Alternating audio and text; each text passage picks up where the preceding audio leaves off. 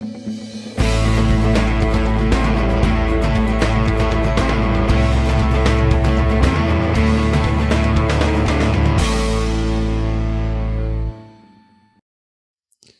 pessoal, hoje nós vamos falar um pouco sobre padrinhos.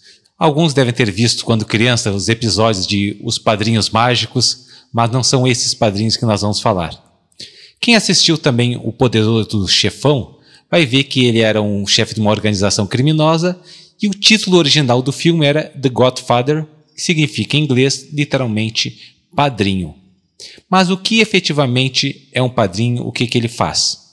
O padrinho, em algumas religiões, denominações que batizam crianças, é aquela pessoa que, juntamente com os pais, irá orientar a criança no caminho de Deus, dentro da sua verdade, dentro da sua palavra, e também, por conta até de uma tradição antiga, numa época que havia uma grande mortalidade em idades mais jovens, ele também seria o substituto dos pais, caso eles não tivessem mais condições de criar os filhos ou em caso de falecimento. Mas não temos somente os padrinhos de crianças. Nós, quando casamos, também tivemos os nossos padrinhos, aqueles amigos, aquelas pessoas chegadas, aquelas pessoas em quem a gente confiava, algumas pessoas que talvez tiveram alguma relação com o nosso relacionamento, que nos ajudaram a nos conhecer, que estiveram junto no período de namoro, noivado, e por essa questão, esse grau de amizade, acabaram se tornando os nossos padrinhos ou testemunhas de casamento. De uma maneira geral, em empresas, em alguns locais, são designados padrinhos, pessoas que ajudam, pessoas que orientam aqueles mais novos a aprender bem a sua função, a fazer melhor o seu trabalho.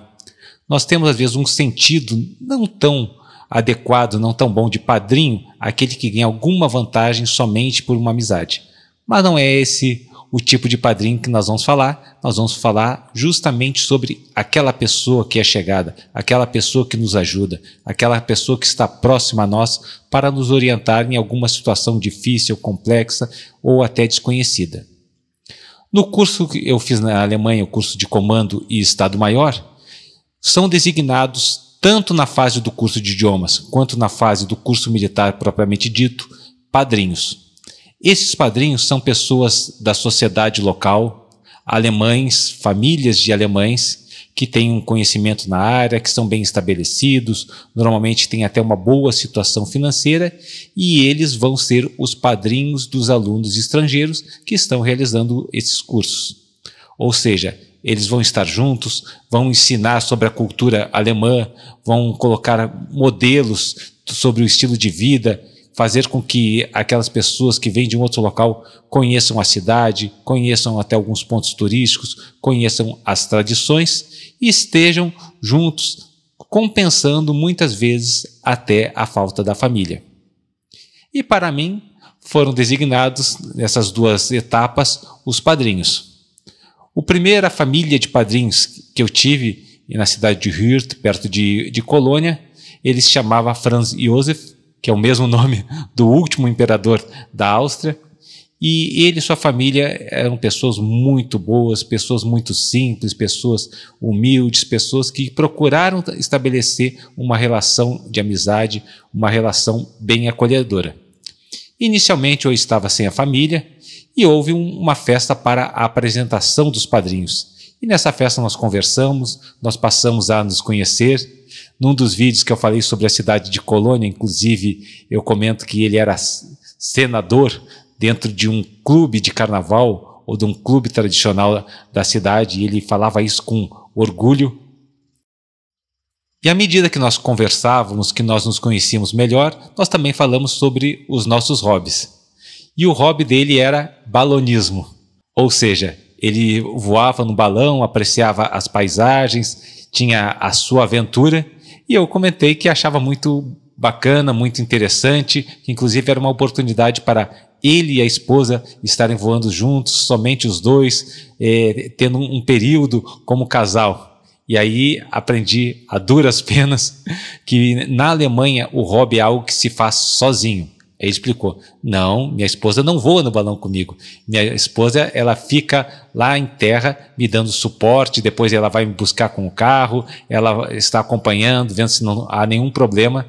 E aprendi, então, que literalmente nenhum tipo de esporte ou atividade feita em grupo na Alemanha pode ser chamada de hobby.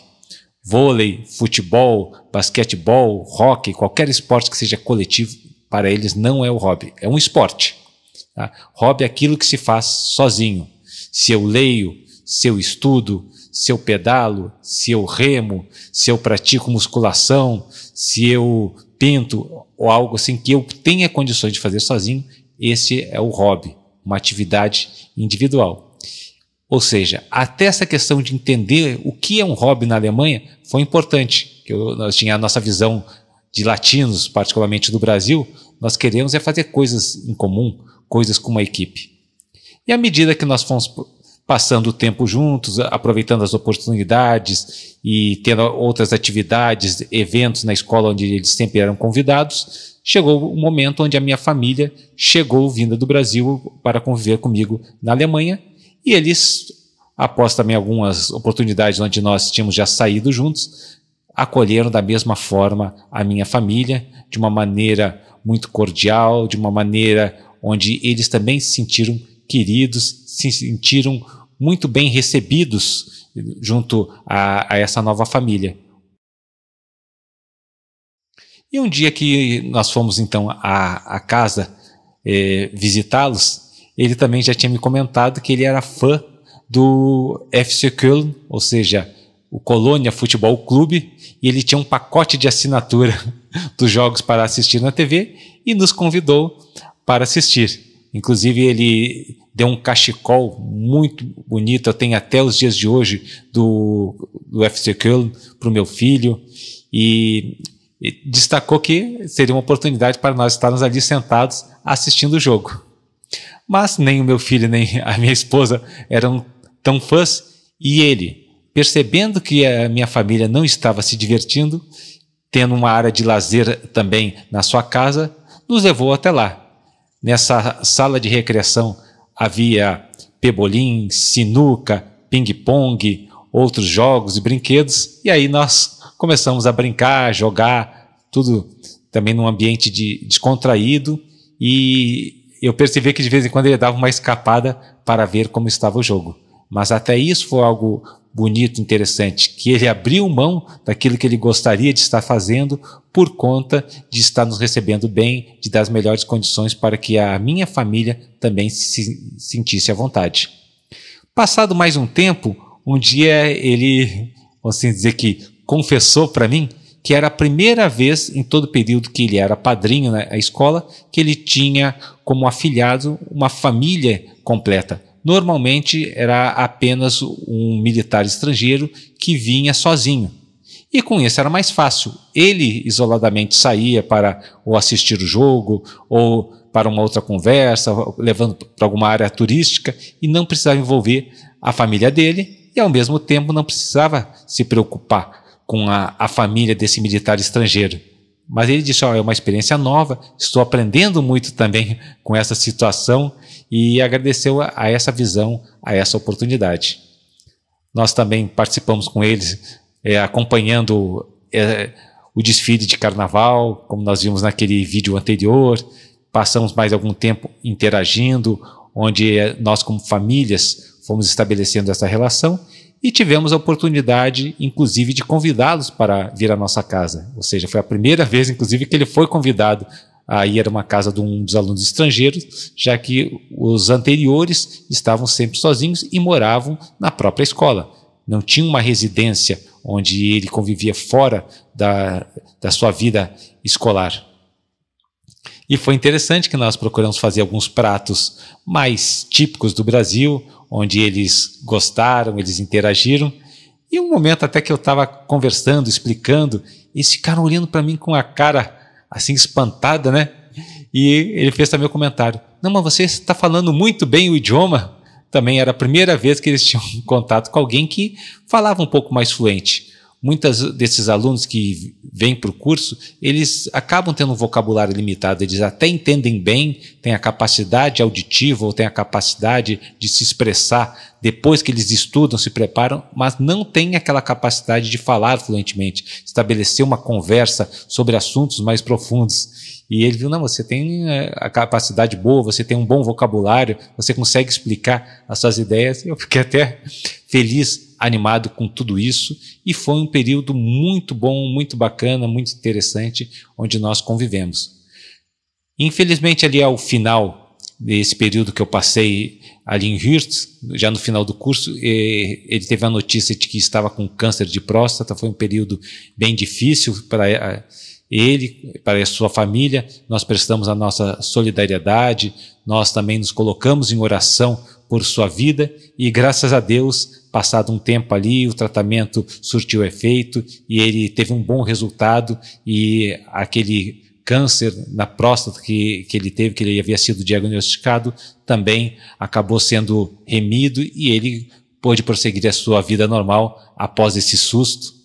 E nós nos alegramos muito de estar com eles, particularmente na formatura, no curso, na festa que nós tivemos à noite após essa formatura, onde todos nós nos alegramos por esse primeiro passo, por essa primeira vitória.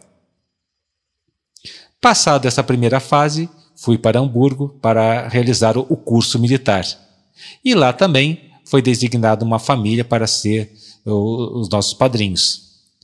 E era uma pessoa que trabalhava na área de reciclagem e usava, a partir desse lixo, ele compactava em fardos, e esses fardos eram utilizados como biocombustível para algumas usinas especializadas. Nós podemos achar estranho, uma pessoa que vive de trabalhar com lixo. Quando ele falou o seu faturamento, 3 milhões de euros mensais, ou seja, mais de 15 milhões de reais trabalhando com lixo, né? Aí a gente ficou espantado, ficou até admirado com como que este produto, como que este negócio é muito rendoso. Nos convidaram, então, após o contato inicial, na festa também da apresentação dos padrinhos, a irem à casa com eles no final de semana para nós almoçarmos juntos, conversarmos, interagirmos. Quando até comentamos assim, a esposa dele perguntou, vamos ver o que a gente pode comer, o que vocês gostariam. Ele já veio um jeito assim bem simples também, uma pessoa do interior, que ele não era de Hamburgo, é uma cidade próxima a Hamburgo, mas também de acesso muito fácil. Aí chega assim, tá brincando, nós vamos fazer um churrasco. Aí ela comentou, se você está dizendo, e nós ficamos na expectativa para o churrasco. Chegamos então até essa pequena cidade próxima de Hamburgo, nos dirigimos à casa dele, e o endereço dele era Hauptstraße Nummer 1, traduzindo para o português, Rua Principal número 1. Literalmente, era a primeira casa da rua mais importante dessa pequena cidade. E a estrada, que era a estrada principal da cidade, ela era junto a um rio, e havia agora uma ponte construída. Mas durante muitos séculos anteriores, ou seja, já é uma propriedade que vem passando de família, vem passando de geração em geração para a sua descendência, havia uma ponte móvel. Ou seja, em tempos antigos, em séculos passados, a família controlava a entrada da cidade por meio de uma ponte móvel e cobrava pedágio por isso. A propriedade era uma propriedade muito grande, havia inclusive um aras, eles tinham essa criação de cavalos, eles praticavam equitação, tinham outros animais ali naquela região, uma casa muito grande, muito bonita, clássica, mas por dentro totalmente moderna, e fomos para o tal do churrasco. Quando chegamos lá, vimos uma churrasqueira fantástica, uma churrasqueira a gás, com a cobertura, com controle de pressão, temperatura, tudo do bom, do melhor, do mais moderno. Nos sentamos então à mesa para aguardarmos que fosse servido o churrasco e tivemos uma surpresa. O pedaço de carne era um para cada um e era um pedaço bem pequeno, literalmente um pedaço minúsculo, quase simbólico, como a gente diz no Brasil, não dava nem para a cova do dente. Mas com educação nós comemos, ficamos ali aguardando, ele fez mais algumas linguiças, serviu ali também, estava junto o seu filho que já era casado com o seu neto. Estranhamos que eles tinham servido apenas algum tipo de bebida, não tinha nenhum refrigerante, nem água mineral, né? E meu filho me perguntou, não tem mais comida? Não tem nada para beber? Aí também não vou deixar meu filho, que ainda era adolescente, na flor da idade, morrendo de fome, né? Fiz a pergunta também de uma forma educada. Teria alguma coisa para beber que não fosse alcoólico? Teria algum refrigerante? Teria também mais algum pedaço que meu filho ainda está com fome? Aí nós vimos que eles estranharam, que na verdade para eles estava bom, tinha encerrado. Como nós temos que, vindo de fora, nos adaptar à cultura, claro que nós não insistimos, não, queremos mais comida, estamos com fome, mas achamos estranho.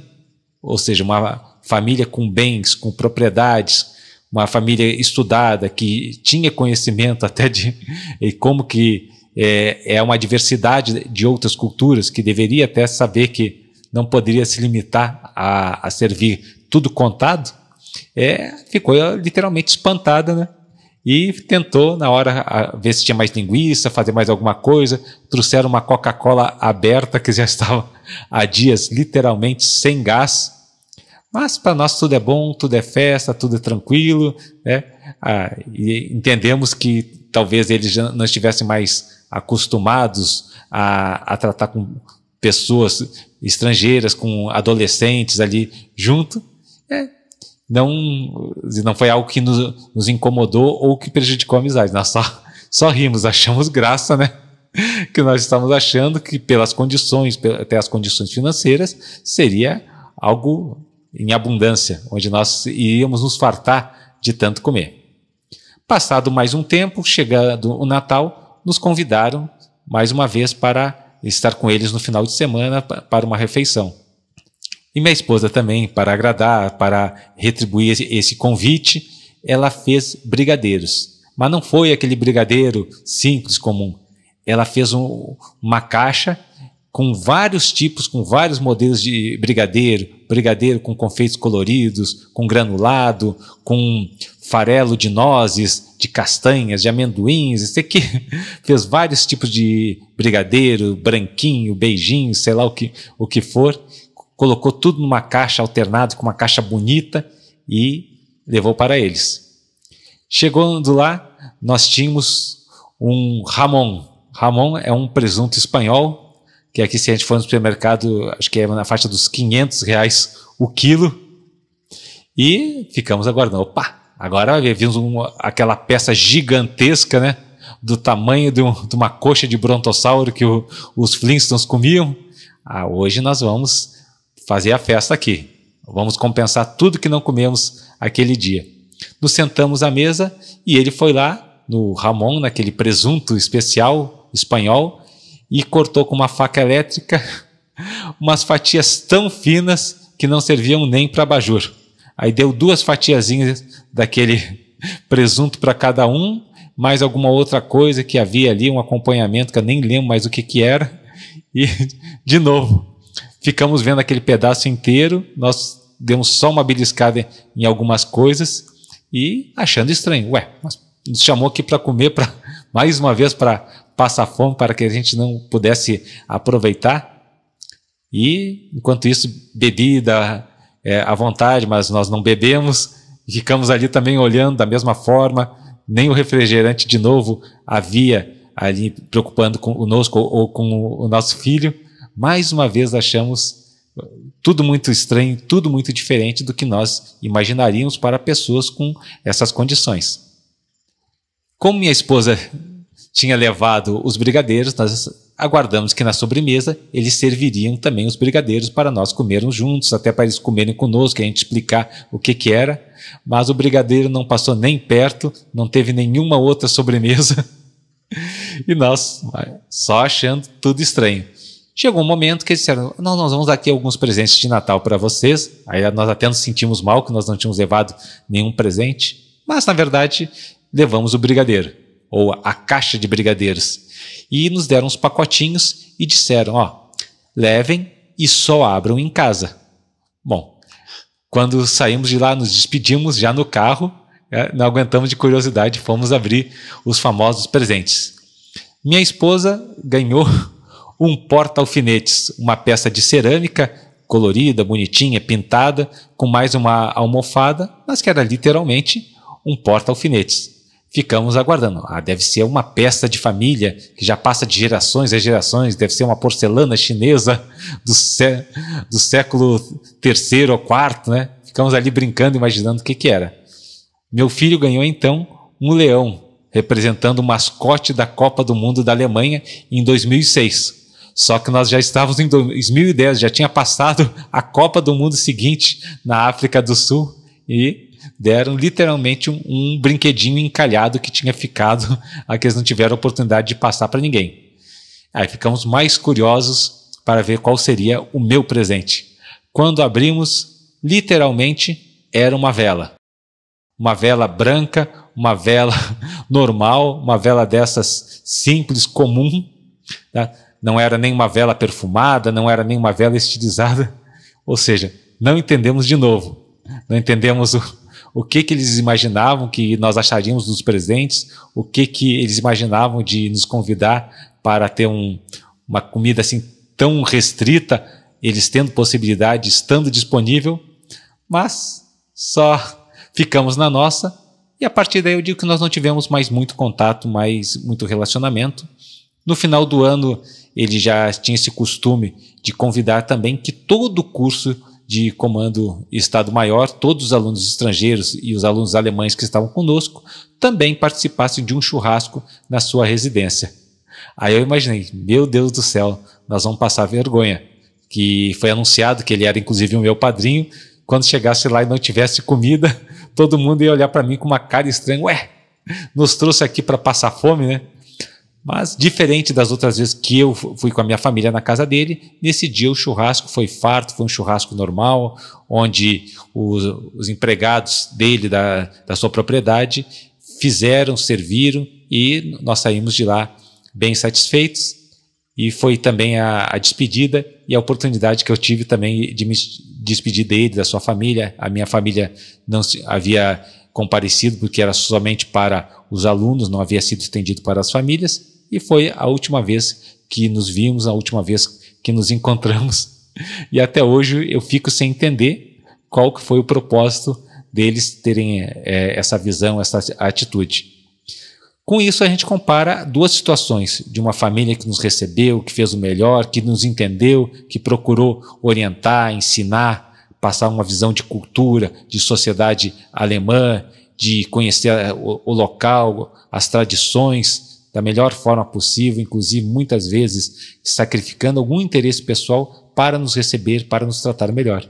E de uma outra família que teria possibilidades, que teria condições financeiras, que teria tempo, disponibilidade de fazer algo ainda melhor, mas que não teve essa mesma visão, não entendeu talvez qual que deveria ter sido um papel de uma família que estaria apadrinhando uma família estrangeira.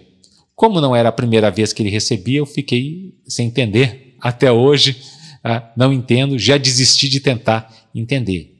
Mas nós tentamos estabelecer uma amizade, nós fizemos o melhor também para eles, procuramos sempre ser cordiais, gentis, educados, como até o presente que nós demos, que foi de coração, que até hoje eu sinto que eu não experimentei aqueles brigadeiros, mas infelizmente não foi possível.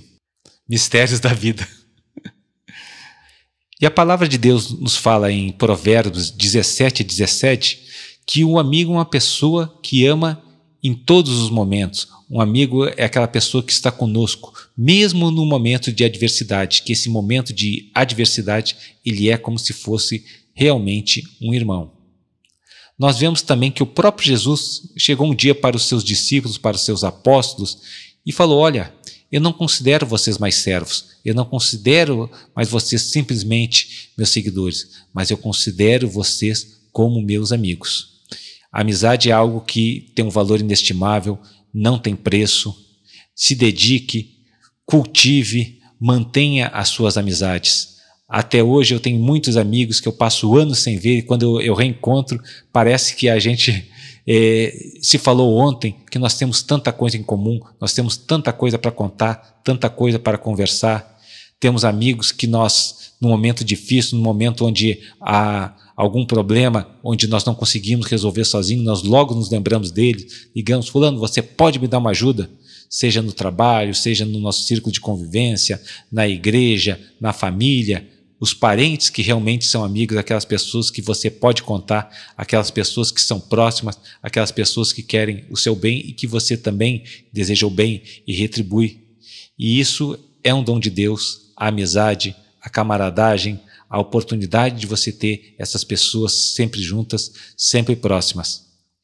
Eu me despeço pedindo que Deus o abençoe, Deus abençoe os seus amigos, que nós continuemos também mantendo essa amizade, mesmo que seja uma amizade virtual, uma amizade pela internet, uma amizade por meio desse canal. Obrigado, Deus abençoe e até a próxima.